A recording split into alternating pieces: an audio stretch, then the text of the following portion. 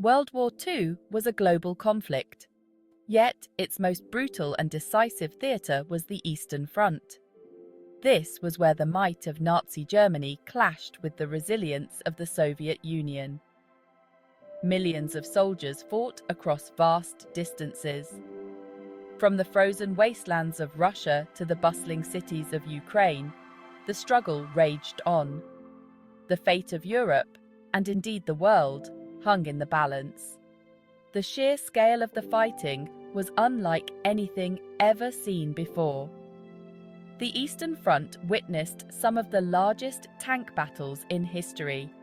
It was a war of annihilation, a clash of ideologies that left scars still visible today. The Soviet Union's sacrifices and eventual triumph played a pivotal role in defeating Nazi Germany. Their story is one of courage, resilience, and ultimate victory against overwhelming odds. At the helm of the Soviet Union stood Joseph Stalin, a figure shrouded in controversy. A ruthless dictator, Stalin ruled with an iron fist. He demanded complete obedience and instilled fear in the hearts of his people. His policies, including forced collectivization, had devastating consequences. Millions perished under his regime. However, in the face of the Nazi invasion, Stalin became a symbol of Soviet resistance. He rallied his people to fight for their motherland. His speeches, broadcast across the nation, were a call to arms. They galvanized the Soviet people to defend their homeland. Stalin's wartime leadership, though brutal and unforgiving, proved crucial in mobilizing the Soviet Union for the long and bloody conflict ahead. The Red Army, the fighting force of the Soviet Union, was a formidable force. At the start of the war, it was the largest army in the world. Millions of soldiers were ready to defend their homeland. However, it faced significant challenges. The purges of the 1930s had decimated the officer corps.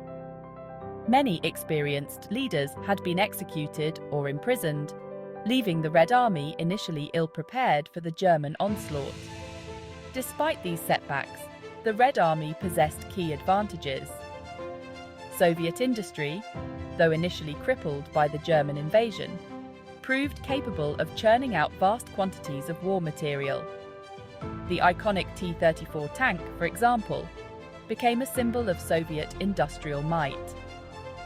More importantly, the Red Army possessed something the Germans underestimated: the unyielding spirit of the Soviet soldier. On June 22, 1941, Nazi Germany and its allies launched Operation Barbarossa. This was a surprise attack on the Soviet Union. The invasion, codenamed after the medieval Holy Roman Emperor Frederick Barbarossa, was intended to be a swift and decisive campaign. Hitler believed he could conquer the Soviet Union within a matter of months. The initial German advance was swift and brutal.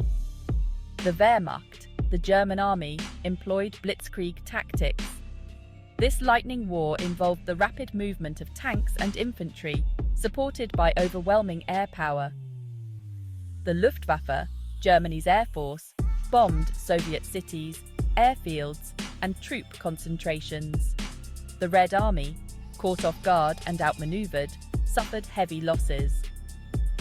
The Germans advanced deep into Soviet territory, capturing vast swathes of land and inflicting millions of casualties. Section 5. Turning the Tide, from Stalingrad to Kursk. The tide of the war began to turn in the winter of 1942 to 1943. The Battle of Stalingrad, a brutal 6-month siege, became a turning point in the war. Soviet forces, under the command of General Georgy Zhukov, fought tenaciously for every street and building. The Germans, bogged down in urban warfare, suffered heavy losses in men and material. The Battle of Stalingrad marked the limit of the German advance in the east. It was a crushing defeat for Hitler and a major victory for the Soviet Union. Another pivotal battle was the Battle of Kursk in July 1943. This was the largest tank battle in history. Thousands of tanks clashed in the open plains of western Russia. The Red Army, having learned from its earlier defeats, employed a defense-in-depth strategy. They blunted the German spearhead and then launched a massive counterattack. The Battle of Kursk marked the end of major German offensive operations on the Eastern Front. From this point onwards, the Red Army would be on the offensive. Section 6. The burden on the Eastern Front. The Eastern Front was where the fate of World War II was decided. The vast majority of German military casualties occurred in the east. The Wehrmacht was bled white in the vast expanse of the Soviet Union. The Red Army, though suffering horrendous losses, was able to replace its casualties and continue fighting. The Soviet people endured unimaginable hardship. The German invasion resulted in millions of civilian deaths. Cities and towns were reduced to rubble. The scorched earth policy, employed by both sides, left a trail of devastation. Yet, amidst the suffering, the Soviet people displayed incredible resilience. They worked tirelessly in factories, producing weapons and ammunition for the front lines. Women played a vital role in the war effort, taking up jobs previously held by men. Section 7. Forging alliances. A necessary partnership. While the Soviet Union bore the brunt of the fighting against Nazi Germany, it was not alone in its struggle. The Grand Alliance, consisting of the Soviet Union, the United Kingdom, and the United States, proved crucial in defeating Nazi Germany. Despite ideological differences, these three powers recognized the need for cooperation. They shared intelligence, coordinated military operations, and provided each other with material aid. The United States, in particular, played a crucial role in supplying the Soviet Union with much-needed resources through the Lend-Lease Act. American trucks, jeeps, food, and raw materials helped keep the Soviet war machine running. The Western Allies also opened a second front in Europe with the D-Day landings in June 1944. This relieved some of the pressure on the Soviet Union and forced Germany to fight on two fronts. Section 8. Liberation and Advance. The Road to Berlin. As the tide of the war turned, the Red Army embarked on a series of offensives that liberated Eastern Europe from Nazi occupation.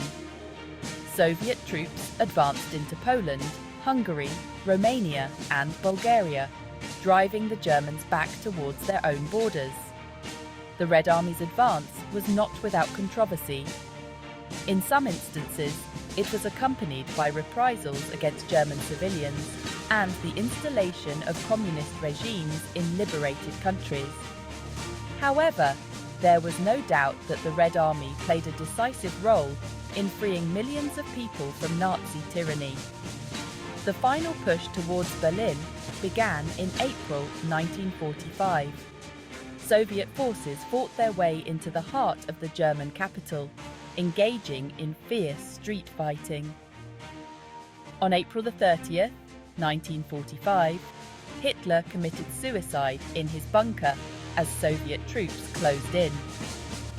A few days later, on May 2nd, 1945, the Berlin garrison surrendered, marking the end of the war in Europe. Section 9. The Soviet Legacy. Victory and its price. The Soviet Union's victory in World War II came at a tremendous cost. Tens of millions of Soviet citizens perished during the conflict. The war left an indelible mark on Soviet society. The country lay in ruins. Its infrastructure was shattered. Yet, from the ashes of war, the Soviet Union emerged as a superpower. Its military might was undeniable. Its influence extended across Eastern Europe and beyond. The victory over Nazi Germany also came at a price. The war solidified the Soviet Union's grip on Eastern Europe. It ushered in an era of Cold War rivalry with the West. The legacy of the Soviet Union's experience in World War II remains a subject of debate and discussion to this day.